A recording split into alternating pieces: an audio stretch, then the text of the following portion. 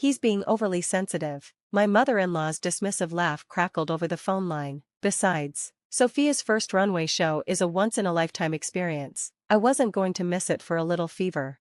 I gripped my phone tighter, struggling to believe what I was hearing. Dressed in a hospital gown, I was minutes away from being wheeled into the operating room. Margaret, you promised to stay with Oliver. He has a 102-degree fever. I trusted you with him.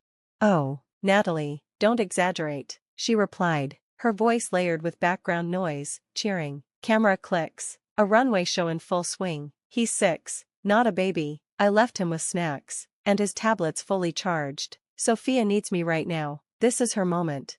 My name is Natalie Weber. I'm 32 years old. Never in a million years did I think I'd be dealing with this kind of chaos before emergency gallbladder surgery, abandoned by my mother-in-law, who left my sick child alone to go cheer on her daughter's fashion show. I have to go, I said, my voice cracking with stress. The nurses are coming to prep me. I ended the call before she could speak again and immediately dialed my neighbor, Emma. My hand trembled as I whispered, please answer, please answer. She picked up on the third ring. Natalie, aren't you about to head into surgery? Emma, I need you. Oliver's home alone. He's sick, 102 fever. Margaret bailed to go to Sophia's runway show. Can you? I'm already grabbing my shoes, Emma interrupted, her voice going from concerned to resolute. I'll head over now and take him to my place. Don't worry, just focus on getting through your surgery. Tears welled up in my eyes. Thank you. The spare key is under the turtle planter. I remember. Just rest. I've got him. As I ended the call, 2 nurses entered to begin prepping me, but my thoughts stayed with Oliver, my little boy, sick and scared, left alone by someone I should have been able to rely on. My husband James was out of town for a high-stakes presentation in Seattle. Unreachable. Margaret had been my only option when I collapsed from pain. All set for surgery, one of the nurses said as she checked my vitals. Your blood pressure's pretty high. My mother-in-law left my son alone with a high fever to go to a fashion show, I said, wiping tears from my cheeks. The nurse paused, exchanging glances with her colleague. Do you need us to call someone? My neighbor's on it, I reassured her, though my chest still ached with anxiety. She's heading over now. As they wheeled me toward the OR, my phone buzzed with a message from Emma. Got him. He's with me. Fever's down to 100. Focus on getting well. Everything else can wait. I exhaled deeply. Oliver was safe. I could now focus on getting through surgery. As the anesthesiologist began the countdown, I made a quiet vow. Margaret would never get another chance to put my child in danger. 4 hours later, I woke up groggy in the recovery room. My phone lit up with a string of missed calls from Margaret. No messages, no apologies, just calls, likely to justify her actions or downplay what she did. James had also texted, just saw Emma's update. What the hell happened? Tried calling mom but no answer. Flying back ASAP. Meanwhile, Emma had kept me posted with updates, photos of Oliver watching cartoons with her kids, sipping water, finally resting peacefully after the fever subsided. She was an angel, a reminder that some people truly show up when you need them. I thought back to when I first met Margaret, charming, gracious, seemingly supportive, but once James and I married, the mask slipped. Suddenly, everything I did was wrong. My parenting was too controlling. Every boundary I set was met with resistance. Meanwhile, Sophia, her 23-year-old daughter, could do no wrong. A wannabe influencer who'd never worked a real job, Sophia spent her days modeling designer clothes for social media on her mother's dime. Today's big event was a runway gig for a local boutique, Harvey the Milan Runway, yet Margaret treated it like Paris Fashion Week. My phone rang again. It was Margaret. This time, I answered. There you are, she said with faux relief. I've been trying to reach you for hours. You won't believe it, Sophia got offered a contract with. Did you check on Oliver? I asked, voice steady.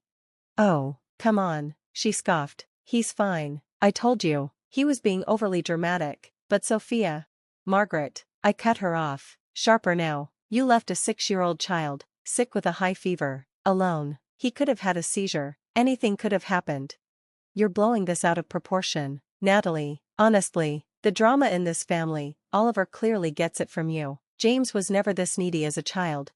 I clenched the phone. This wasn't just careless. It was dangerous, and it's never happening again. What's that supposed to mean? She asked, tone rising.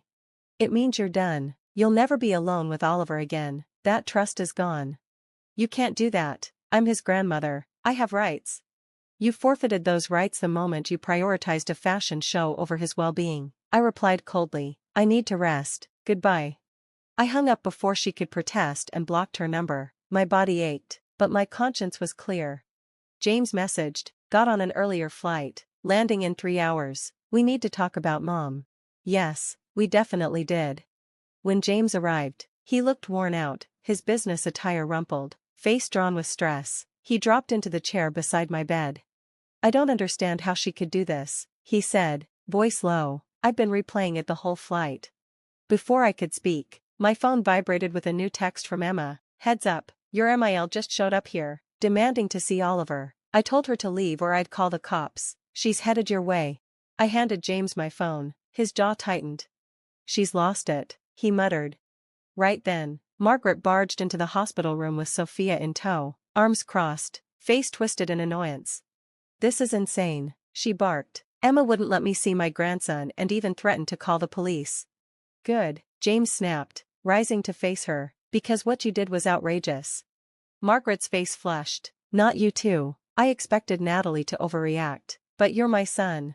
And he was your grandson, James shot back, sick, vulnerable, and you left him. He turned to Sophia, and you were okay with this? Sophia shrugged without looking up. Mom said he was fine. Besides, I got offered a contract. I don't care if it was from Vogue or Buckingham Palace, James said. You don't leave a sick kid alone. Margaret rolled her eyes. When you were 6, I left you alone all the time, and look, you turned out fine. Silence fell. James stared at her, something deep shifting in his gaze. Is that supposed to make it better? He asked softly, admitting you neglected me too? Margaret blinked, caught off guard. I never said that, I replied, my voice steady even though I was still groggy from surgery. But my contract, Sophia began. Out, both of you, now, James said, his voice booming. The words stopped them cold. Without another word, they stormed out. When the door shut behind them, James slumped into the chair next to me, rubbing his temples. I'm so sorry, he whispered. I always knew Mom could be overbearing, but I never thought she'd go this far. You're not to blame, I told him gently, reaching for his hand, but we can't keep pretending things will fix themselves. We need permanent changes, real boundaries she can't bulldoze. He nodded, squeezing my hand tightly. You're right, Oliver comes first, no matter what. Just then, my phone buzzed with another message from Emma. Oliver's fever is gone. He's playing Mario Kart with my kids and asking when he gets to see his mom and dad. I showed the text to James, and despite everything, he managed to smile. Emma's been incredible. She's the kind of family that really counts. Exactly, I said, which reminds me, Christmas is coming up. James groaned. Mom's already been planning a circus. Apparently, she wants to show off Sophia's runway photos to the entire neighborhood. She can host whatever she wants, I replied calmly, but we won't be there. It's time we started building our own traditions. My phone buzzed again. Multiple texts from Margaret flashed across the screen. This is being blown way out of proportion. I demand to see Oliver.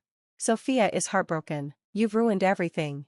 James, call me immediately. Your wife is driving a wedge in the family. I passed the phone to James, watching his expression harden as he read. Without saying a word, he blocked her number on my phone, and then on his own. Enough, he said simply. She's not doing this to us, or to Oliver, ever again. A knock at the door interrupted the silence. My doctor entered with discharge instructions. As she reviewed them, I noticed James typing on his phone. What are you doing? I asked when we were alone. Emailing our lawyer, he said, eyes still on the screen. I want to know how to file for a restraining order, and I'm documenting everything from today. Relief washed over me. For the first time, I felt like I had someone fully in my corner, someone who valued Oliver's safety over family politics. Later that night, on our way to Emma's to pick up Oliver, James turned to me as we stopped at a red light. You know Mom's going to make herself the victim. She'll tell everyone we're the bad guys, and Sophia will back her up.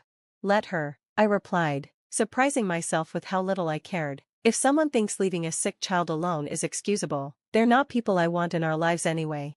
The light turned green, and as we drove forward, I felt a strength settle in me I hadn't felt in years. Sometimes, it takes a crisis to reveal who people truly are, and what you're truly made of.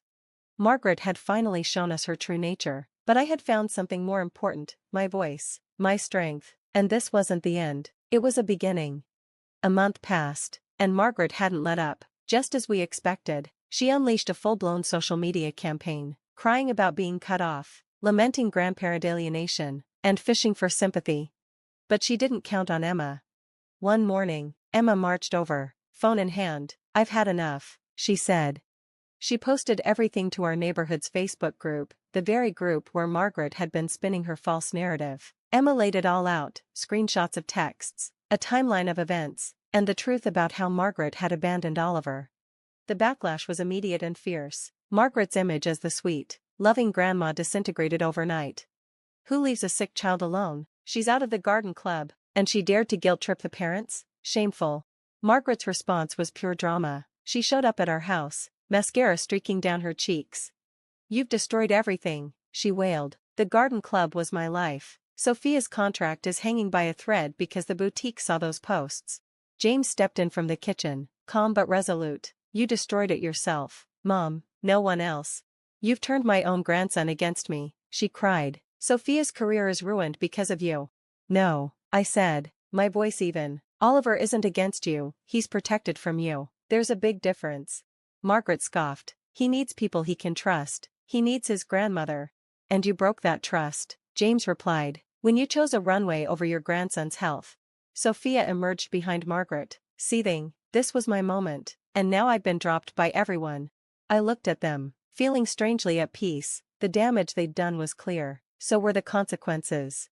"Actions have consequences," I said. "You're living yours."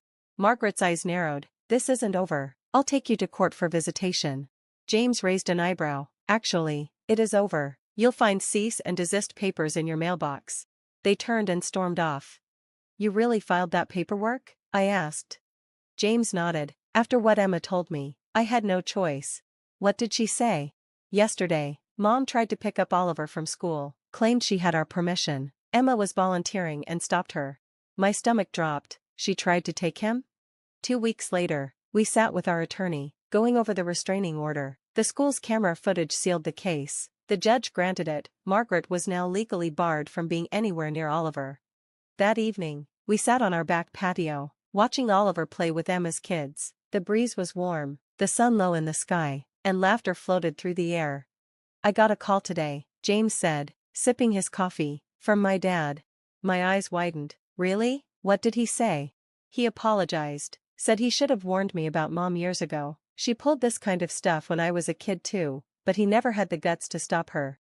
I glanced at Oliver, chasing fireflies. His world was still whole, untouched by the storm we'd endured. "We had the courage," I said quietly. "That's what matters." James smiled. "And he wants to meet Oliver, properly this time, without Mom." I nodded. "I think that's a great idea." Emma walked over, holding a plate of cookies. "Best decision we ever made," she said, nodding toward the kids. "Choosing peace, choosing our own family." She was right. Family isn't just who you're born to, it's who shows up, who protects, who loves without condition. Margaret never understood that, but we did. And in the end, that made all the difference. As the night fell and the stars came out, I knew this was the life Oliver deserved, and it was only just beginning. Thanks for watching. We'll see you next time. Stay strong, stay stunned.